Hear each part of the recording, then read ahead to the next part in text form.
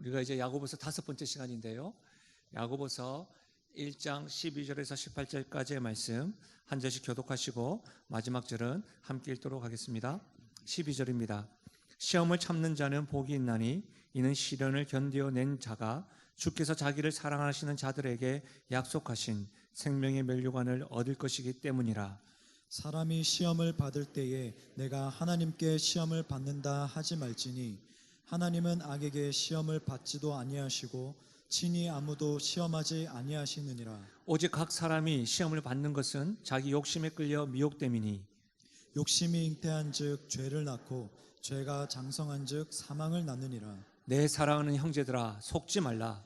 온갖 좋은 은사와 온전한 선물이 다 위로부터 빛들의 아버지께로부터 내려오나니 그는 변함도 없으시고 회전하는 그림자도 없으시니라. 함께요.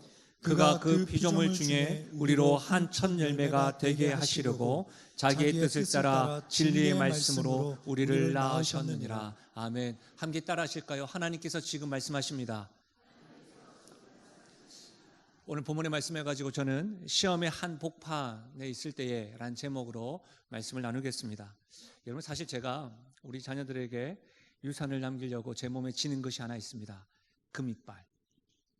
제가 최근에 양치질 하다가 이빨이 빠진 거예요. 그래서 병원에 갔더니 금방 또 이렇게 붙여 주시더라고요. 그러다 또 양치를 하는데 또 두 번째 빠진 거예요. 두 번째 빠지다 보니까 또 이것을 딱 보니까 형태가 망가지지 않고, 그래서 또 제가 치과에 갔습니다. 갔더니 제 진료 카드가 있을 거 아니에요.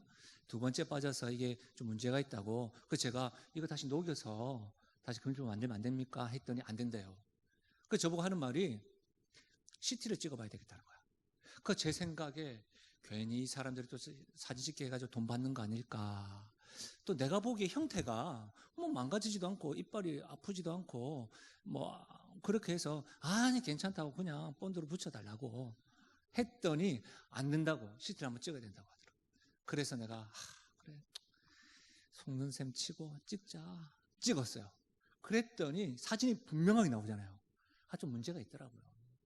제가 보이는 그 현상들, 보여지는 형태들만 보고 안 찍겠다고, 그 문제에 대해서 그 핵심과 본질을 내가 모르고 안 찍겠다라고 이렇게 계속 미뤘다고 한다면 아마 여기 제가 아마 다 상했을 거예요. 여러분, 그런 경우 없으십니까? 제가 이번 주 말씀을 준비도 하면서 어른들의 동화라고 불리는 어린 왕자 아시죠? 어린 왕자 하면 여러분 생각나는 그 어린 왕자의 대사가 기억나십니까? 어린 왕자와 이 여우가 헤어지면서 하는 대사가 있는데, 저는 다른 것보다 이 대사가 기억나요. 가장 중요한 것은 눈에 보이지 않거든. 가장 중요한 게 있는데 그건 눈에 보이지 않아. 그런 이야기.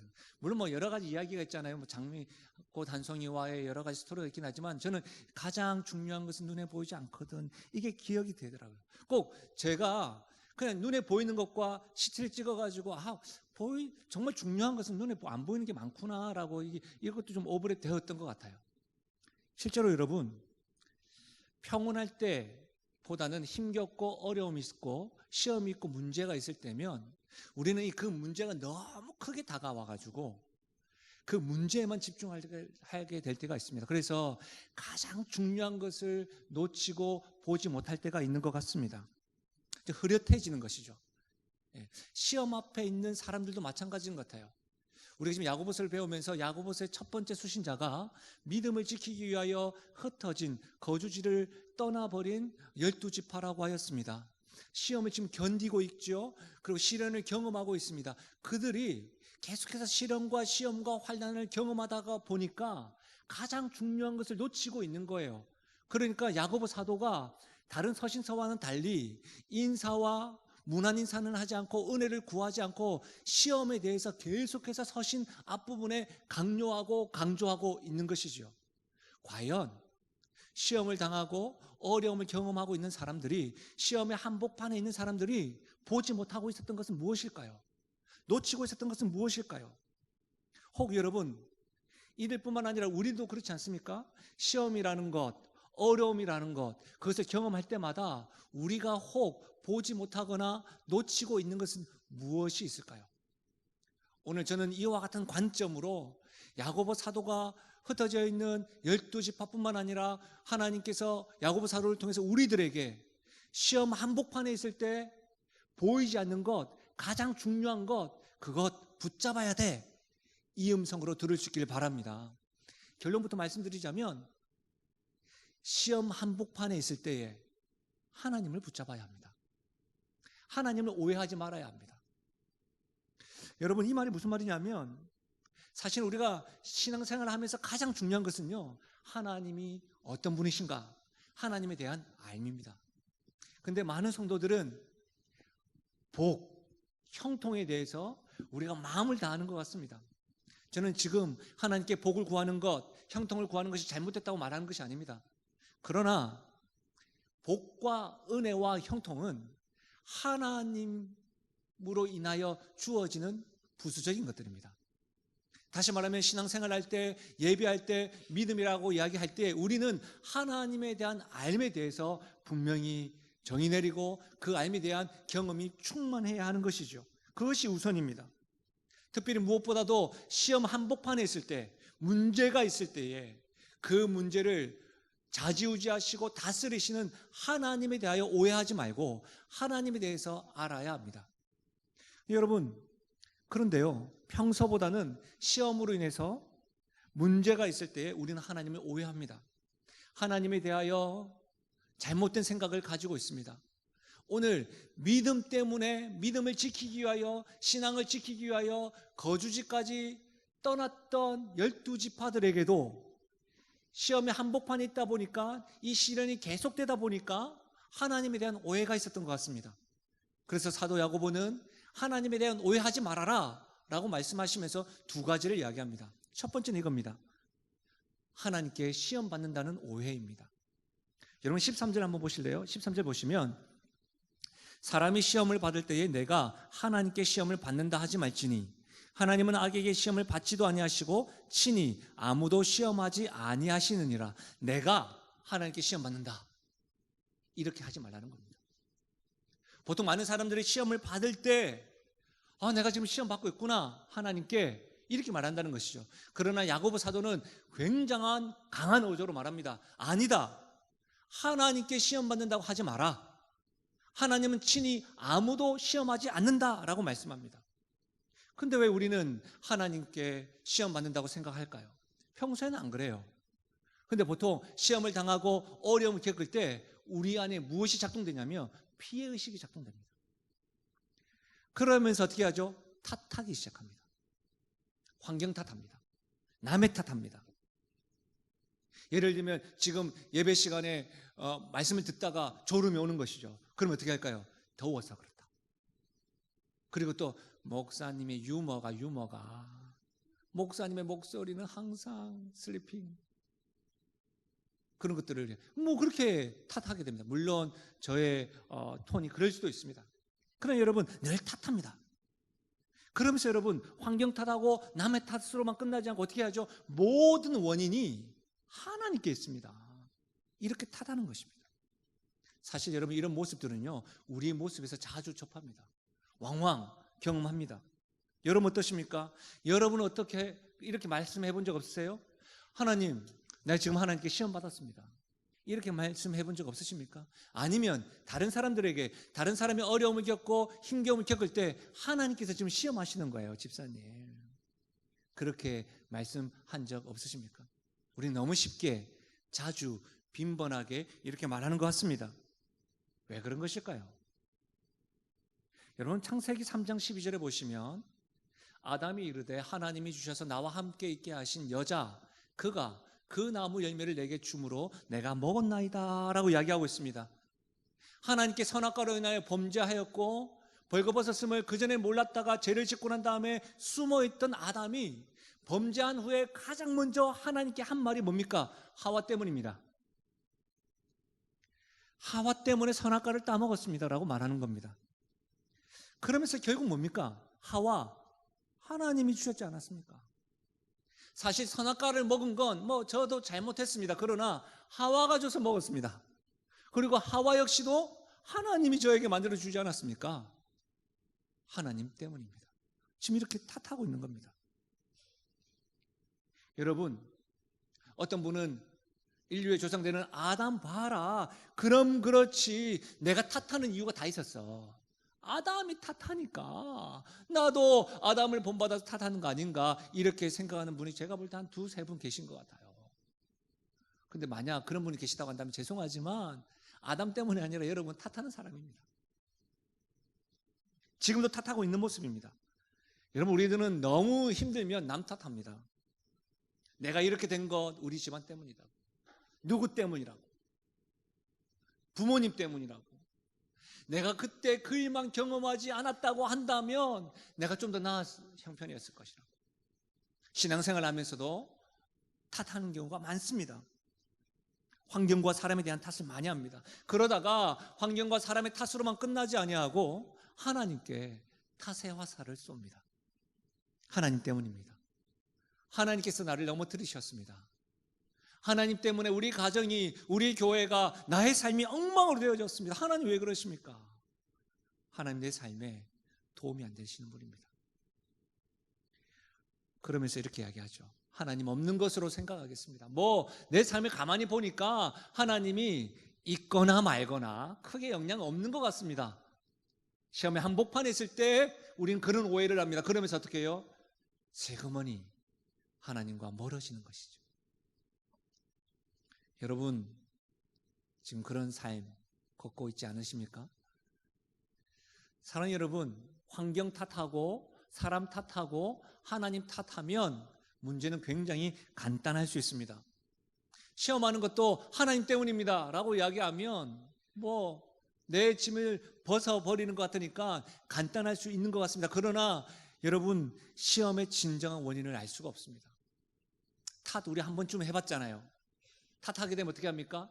내 잘못이 아니라고 생각되어지지만 탓하는 순간부터 그 사람에 대한 분노가 끊이지 않습니다. 시기가 끊어지지 않습니다. 그래서 그와 유사한 사건, 또 그 문제가 이야기될 때마다 내 머리에는 탓했던 사람에 대해서 계속해서 기억이 떠오릅니다. 그렇지 않습니까? 그렇지 않았나요? 저도 최근에 그런 것들을 경험한 적이 있습니다. 여러분 어떠세요? 그 문제를 해결할 수가 없습니다. 그리고 탓하다 보면 내 안에 여러분 평안과 샬롬이 없습니다.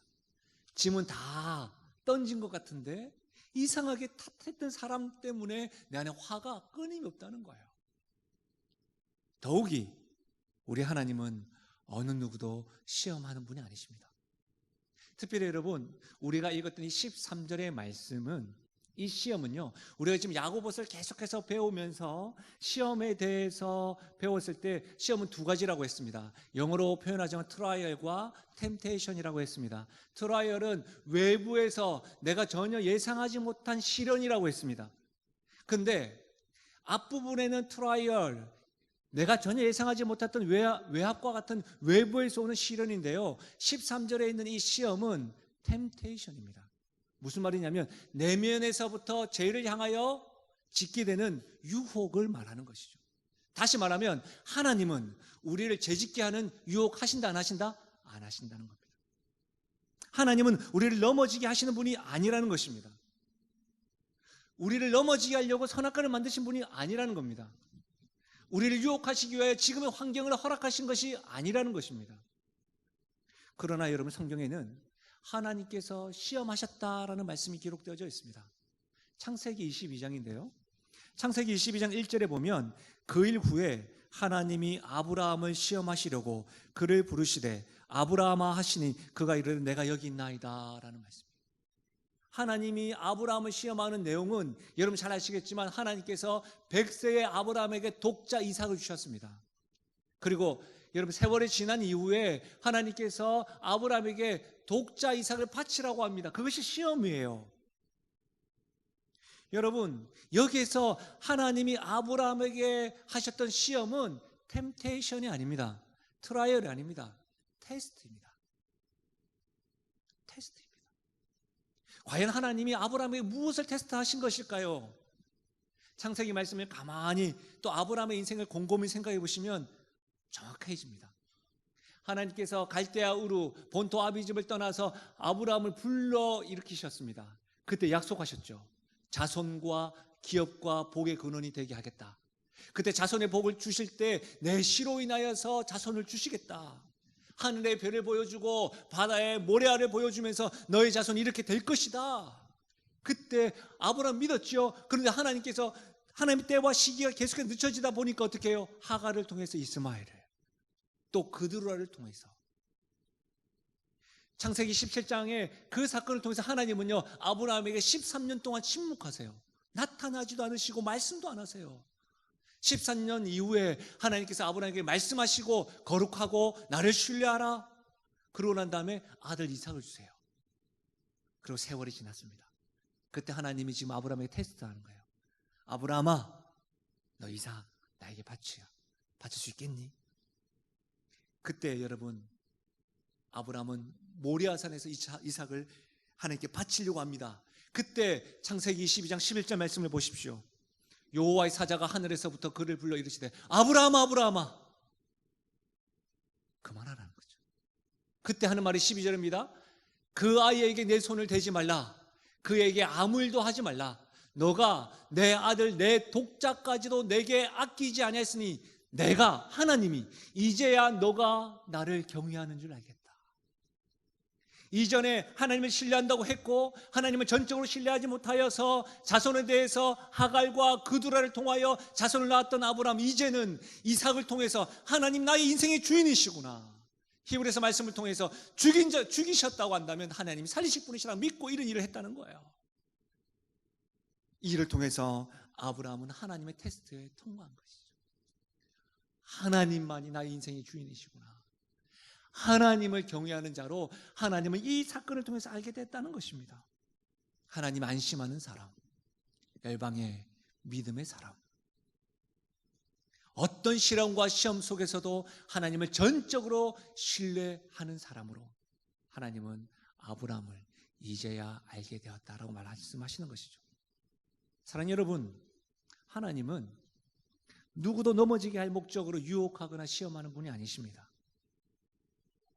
만약 하나님이 우리에게 유혹하는 것이 아니라 테스트를 하신다고 한다면 그것은 하나님이 전적으로 우리를 신뢰하는 마음으로 허용하시는 것입니다.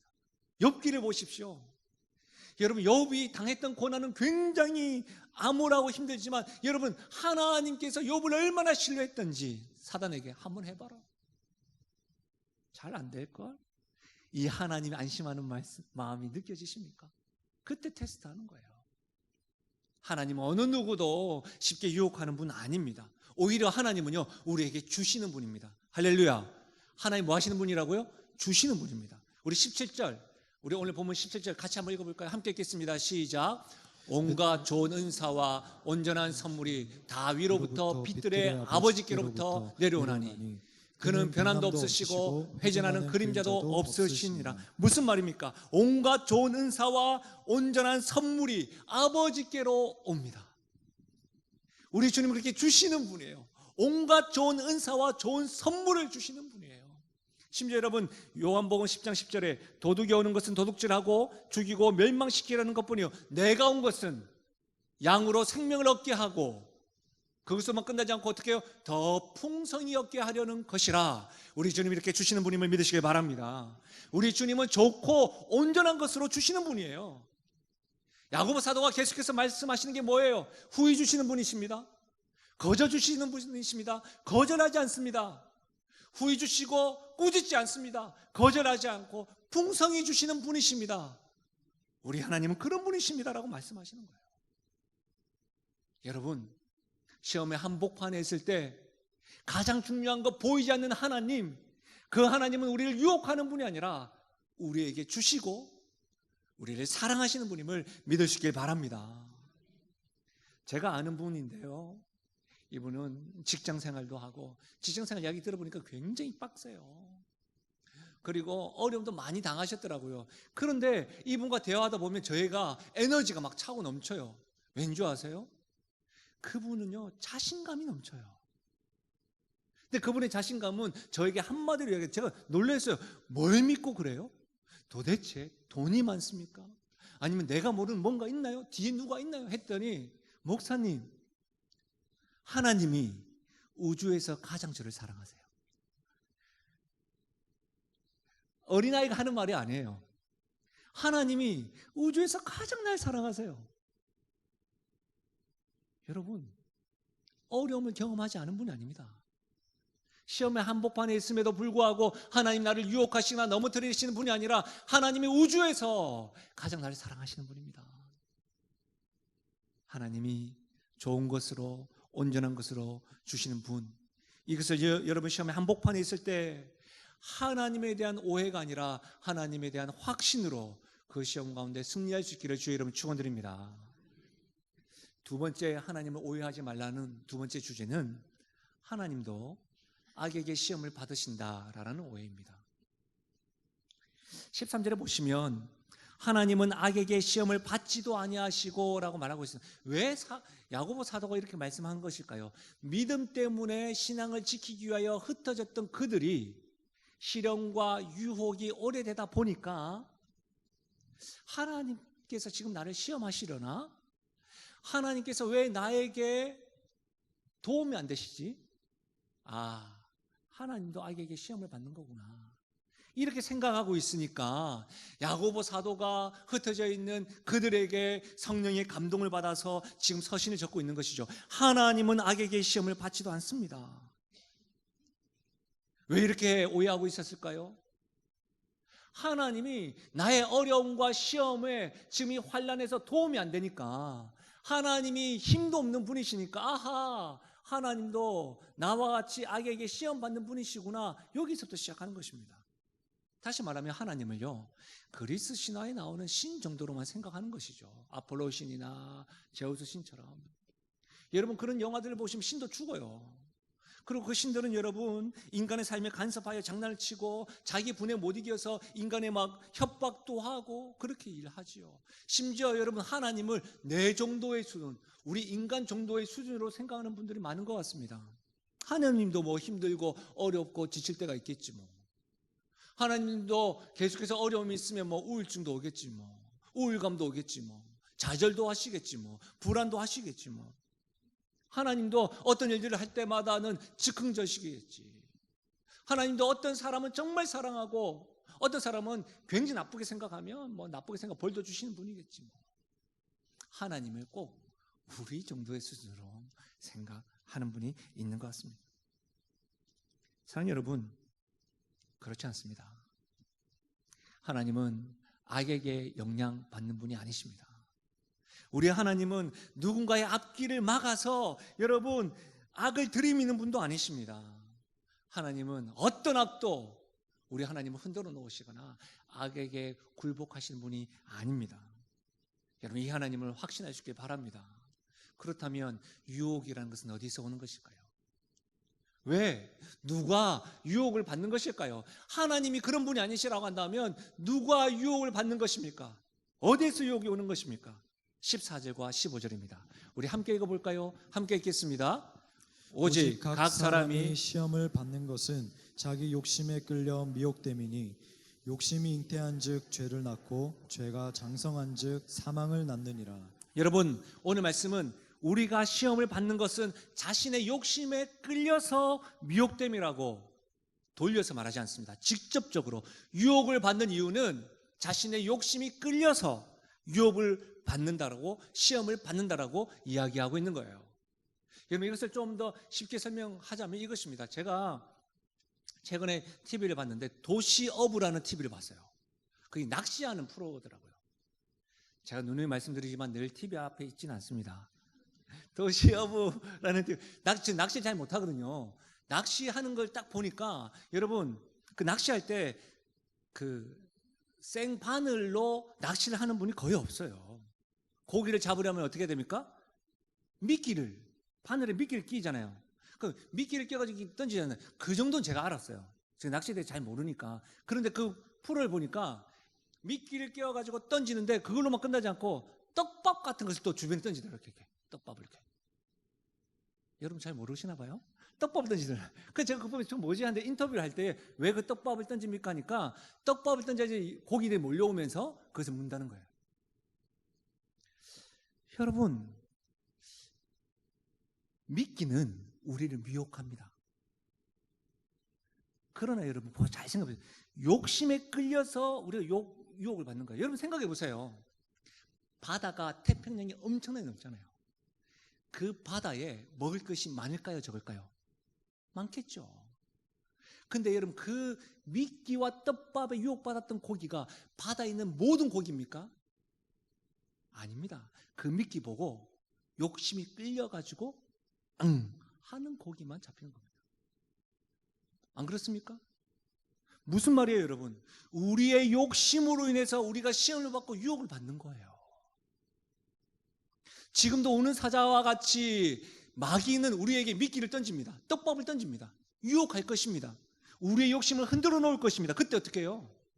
온 우주의 왕 되신 하나님을 섬기는 우리들, 주변을 돌아보고 보이지 않지만 하나님의 다스림을 생각하는데 눈앞에 있는 미끼와 떡밥에 끌려서 유혹받을 수 있다는 것이죠. 어떤 사람이 유혹받습니까? 욕심에 끌려서. 사랑하는 여러분, 혹 여러분 가운데 욕심에 이끌려서 여러분 미끼를 물고 횟감되기 직전인데 왜 나를 유혹했냐고 하나님, 이렇게 혹 오해하시는 분 있으십니까? 여러분의 욕심에 끌려서 미혹받는 것임에도 불구하고 하나님께서 도와주지 않는다라고 여러분 오해하고 있으십니까? 그때는 어떻게 해야 되죠? 회개해야 되는 것이죠. 하나님, 제가 욕심에 끌려서 미혹되었습니다. 우리 하나님 용서해 주십시오라고 회개할 때에 되는 것이지 왜 하나님 나를 도와주지 않습니까? 혹 여러분 그렇고 하지 않으십니까? 여러분 분명하게 성경은 말씀합니다. 하나님 결코 악에게 시험을 받으실 정도로 약한 분이 아니십니다. 우리 하나님께서 어떤 악한 생각이나 사단의 충동과 유혹에 이끌려서 잘못된 선택으로 인하여 후회하시는 분 아닙니다. 무엇보다도 어떤 악한 존재와 악한 힘보다도 권능이 있으시고 능력 있는 분이심을 믿으시기 바랍니다.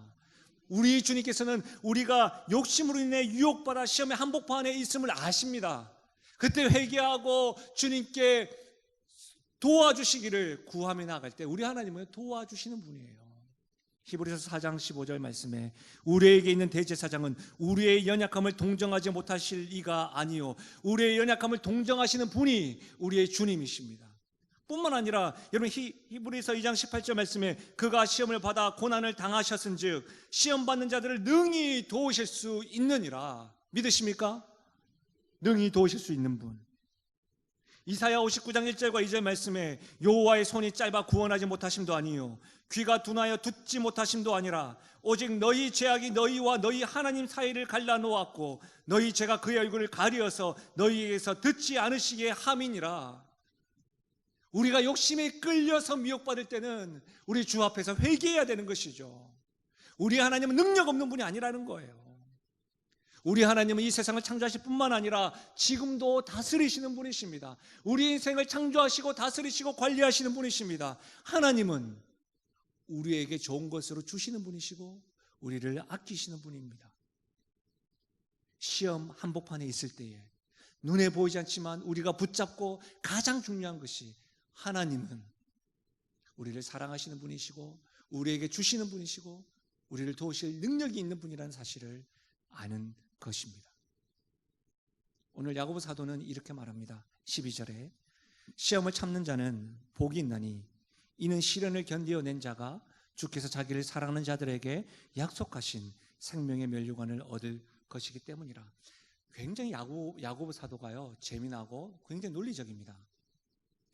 야고보서 1장부터 11절까지 1장 1절에서부터 11절까지 나오는 시험이라는 단어는 트라이얼입니다.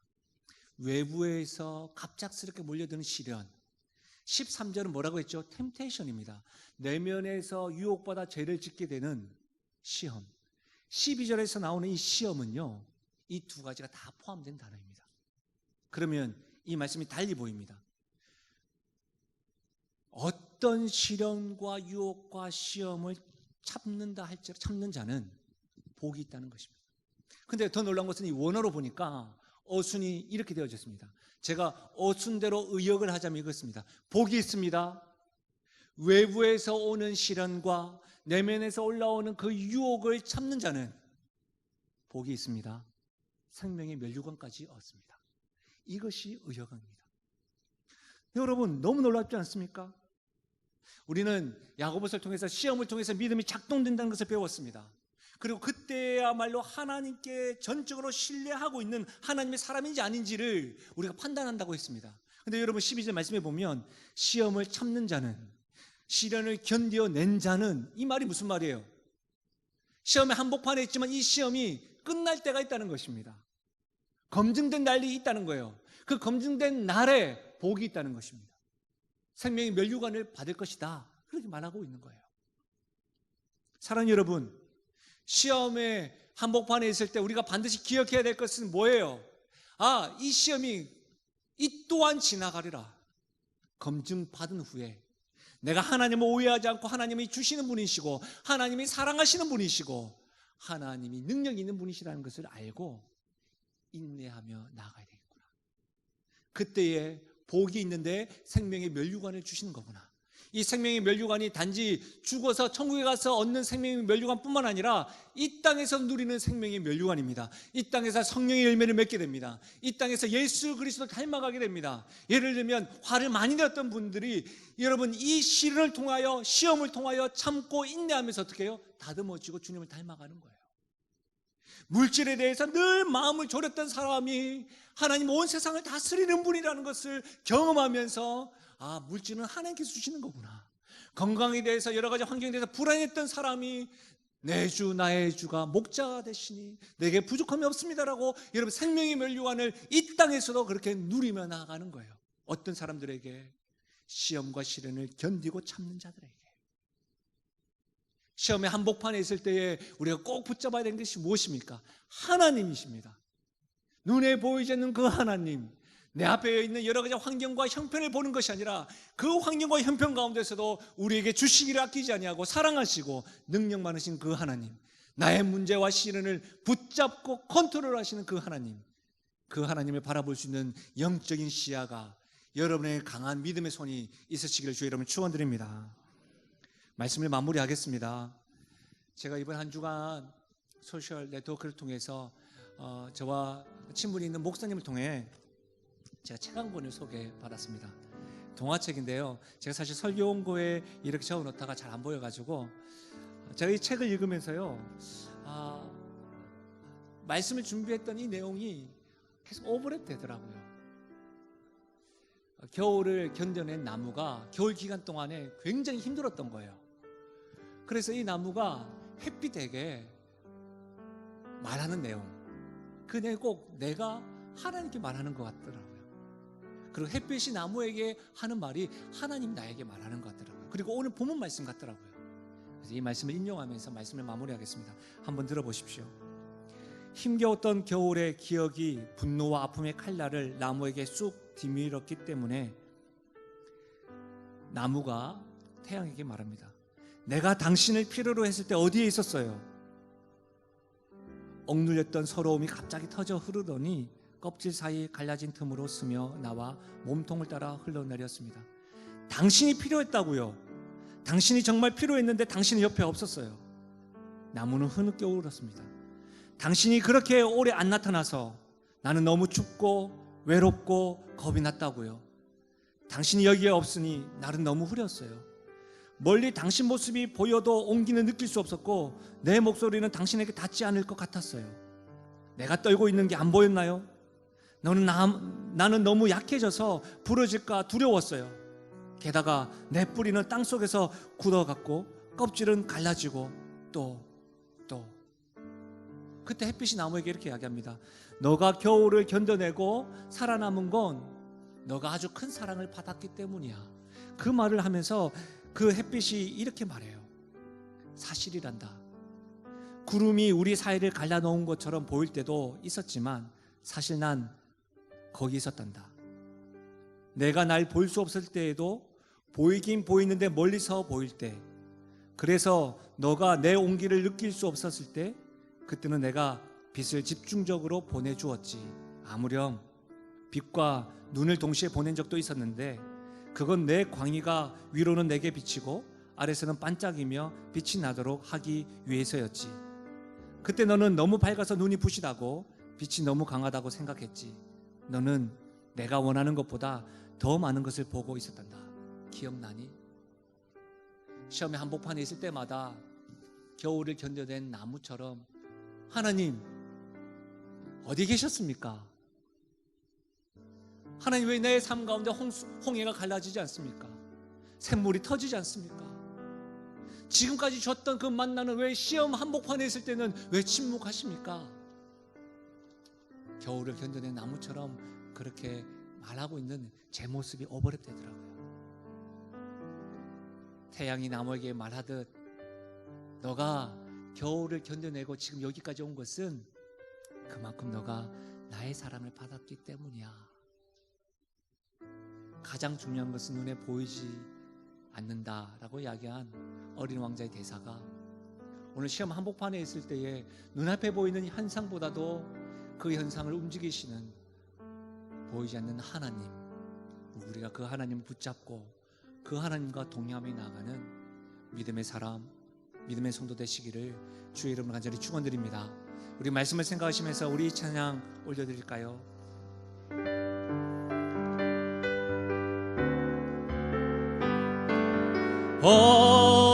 어려운 일 당할 때 나의 믿음 적으나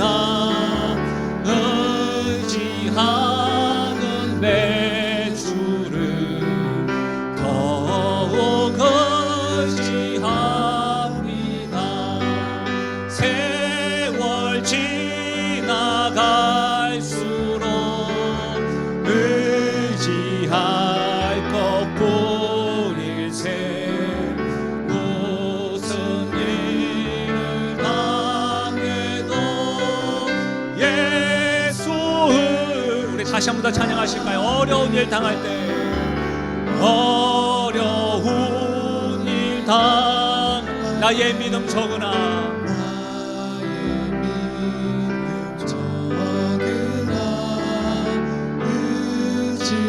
우리 주 앞에 이렇게 고백하실까요? 내 주를 더욱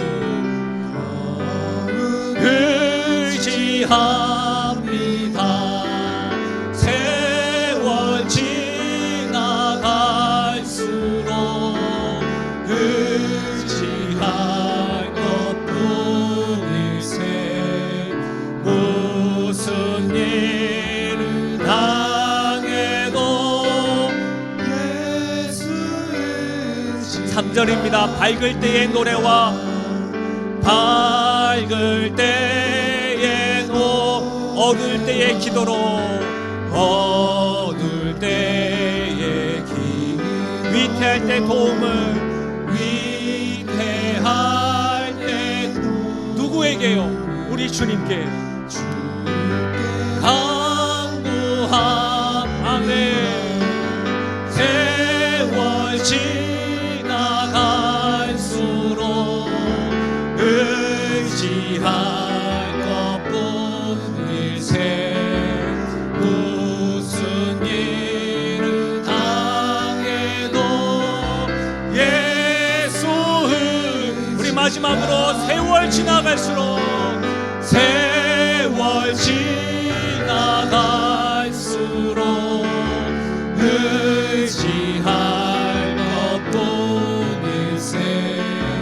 무슨 일을 당해도 예수 의지합니다. 우리 시간 말씀을 생각하면서 기도하며 나가실까요? 사랑하는 여러분, 시험의 한복판에 있으십니까?